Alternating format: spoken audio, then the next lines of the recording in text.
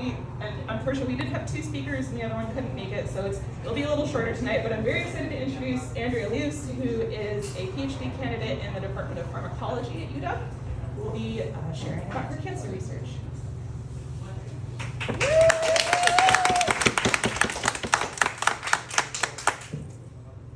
Hi everyone, can you hear me okay? Thank you so much for being here today. I am Andrea, thanks Taryn for the introduction. I'm a PhD candidate at UW, hopefully only for a couple more days because I'll be defending on Wednesday. Today I'll be telling you a little bit about my cancer research and a James Bond themed talk that I've titled It's Time to Die. Some of you may know that it's a play on the title of the latest James Bond movie with Daniel Craig titled No Time to Die. Tonight, I'll be sharing how scientists like myself can learn about specific characteristics of cancer cells, turn them into vulnerabilities, and find new ways to kill them. First of all, if you're a fan of James Bond, Daniel Craig, or Daniel Craig as James Bond, I apologize in advance because today we're going to try to kill Bond. Because for the purposes of my talk, Bond is cancer. If you haven't seen No Time to Die, and you're still planning to watch it after 3.5 years, I'll give you a couple of minutes to stand up and walk out because I'm about to drop some massive spoilers. Great, nobody stood up. That would have been awkward because I haven't planned what I was going to do to fill the silence. Well, long story short, in this movie, we learned that Bond has a child, and in contrary to the title of the movie, he ended up dead. How's this possible, you might ask? Well, he got vulnerable, he got attached, and eventually, these things got him killed. Oh, and in case you're wondering, that is actually Bond's tombstone. It's on an island somewhere between Iceland and Norway. But anyways, you don't have to be a secret agent like Bond to find vulnerability scary. Because being vulnerable gives others the opportunity to hurt you. As the case for this mouse, once again, James Bond, there are plus regular humans, and also cancer cells. So, what do we do to protect ourselves? We build a wall, hide who we truly are, and sometimes pretend to be someone we're not. Which is something that cancer cells are really good at. In fact, there's a specific process that cancer cells can go through, a way of going undercover, secret agent style, to play down its cancer characteristics. This process is called epithelial mesenchymal transition, or EMT for short. EMT can help cancer hide or change things about themselves, and these changes can help them become less vulnerable to treatments like surgery and chemotherapy. But EMT doesn't only occur in cancer. It's also an important process in the normal biology of healthy cells, like during embryo development and wound healing. So, what's EMT? EMT originally got its name from a process, actually during embryo development, where a type of cells, called epithelial cells, become a different type of cells, called mesenchymal cells. For the purposes of this talk, we don't actually need to know what epithelial cells or mesenchymal cells are, or what they do in the body, because we only care about their characteristics. So let's talk about that. A couple of important things to remember about EMT is, one, it's reversible. And yes, the reverse of epithelial mesenchymal transition, or EMT, is called mesenchymal epithelial transition, or MET. Another thing is that EMT occurs in a spectrum, which means that as cells go through EMT, there's a lot of cells that stay in a partial or intermediate state, instead of being either fully epithelial or fully mesenchymal. So throughout my talk today, you'll hear me refer to cells as being more epithelial-like or more mesenchymal-like. These partial states are especially important when we're talking about EMT in the context of cancer. Because again, we're not actually talking about the epithelial cells or the mesenchymal cells themselves, but rather, we're talking about cancer cells that have characteristics that make them either more epithelial-like or more mesenchymal-like. For example, epithelial-like cells divide a lot more quickly. Epithelial-like cells also don't tend to move around much because they're more attached, like literally. On the other hand, mesenchymal-like cells tend to be more migratory. These mesenchymal characteristics can give cancer cells survival advantage. You may have heard, for example, that cancer results from rogue or uncontrolled cell division. In other words, cancer starts because cells went rogue and won't stop dividing. Scientists have known this about cancer for a while, so a lot of cancer drugs work by targeting and killing cells that divide quickly. But by going through EMT, cancer cells can change this about themselves. Since a lot of cancer drugs target cells that divide quickly, slowing down cell division can help cancer cells avoid getting killed. This ability to survive drug treatment is commonly called drug resistance. On the other hand, the migratory tendency of mesenchymal cells can help cancer become more aggressive by helping it metastasize or spread to other organs in the body. For example, a patient can be diagnosed with liver cancer, and as the disease progresses, cancer cells in the liver can undergo EMT. And in this process, they can gain mesenchymal characteristics, such as becoming more migratory, which will eventually allow them to travel to other organs, like the lungs. Doctors can get rid of this liver tumor by surgery, for example, but cancer that has metastasized is a lot harder to treat, because they're no longer sitting ducks, so to speak. In early stages of the disease, cancer cells usually behave more epithelial-like. They divide quickly, and they're non-migratory. EMT typically occurs as the patient's cancer becomes more advanced. Sometimes, if a patient is lucky, their cancer is detected early enough.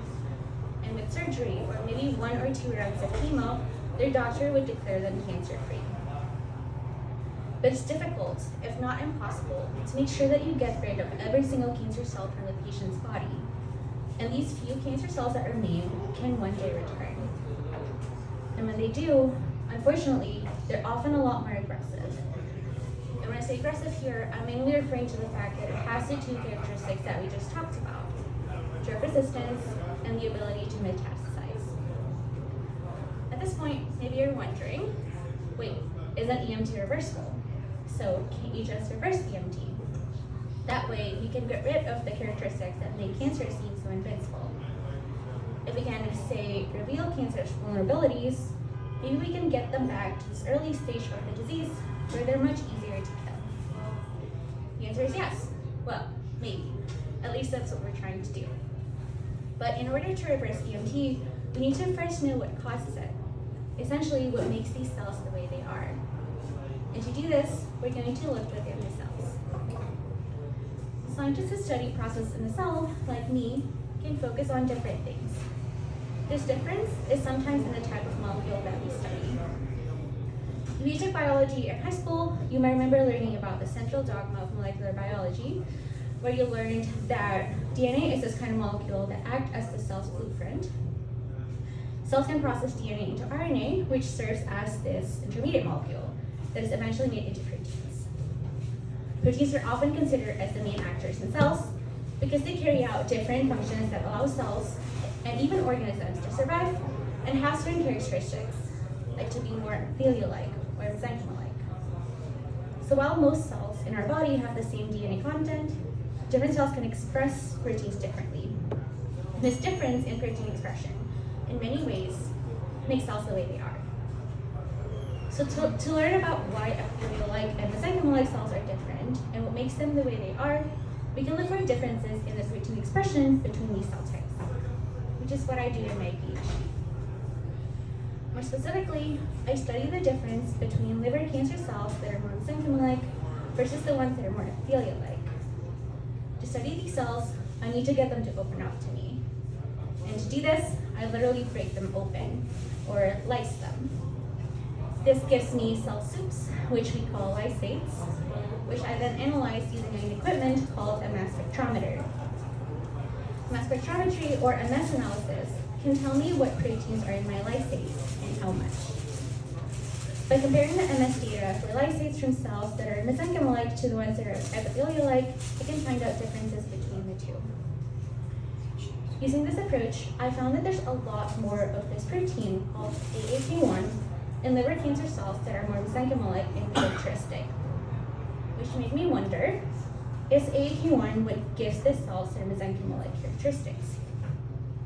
And in order to answer this question, I had to ask another question, which is, what would happen if I reduce the amount of AAK1 in cells that are more mesenchymal-like? Would that be enough to reverse EMT? Which again would be really beneficial because it would end up with a cancer that is non-metastatic and responsible to drugs, essentially reversing the disease progression. So reducing the amount of protein in cells to understand what they do is something that scientists commonly do in the lab. And to reduce the amount of AAK1 in cells, I engineered mesenchymal-like liver cancer cells so they would get rid of most of the RNA molecules that make AAK1 protein.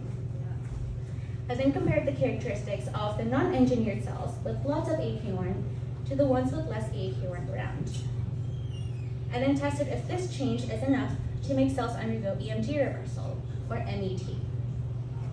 For example, I tested if reducing the amount of AAK1 affected how quickly cells divide.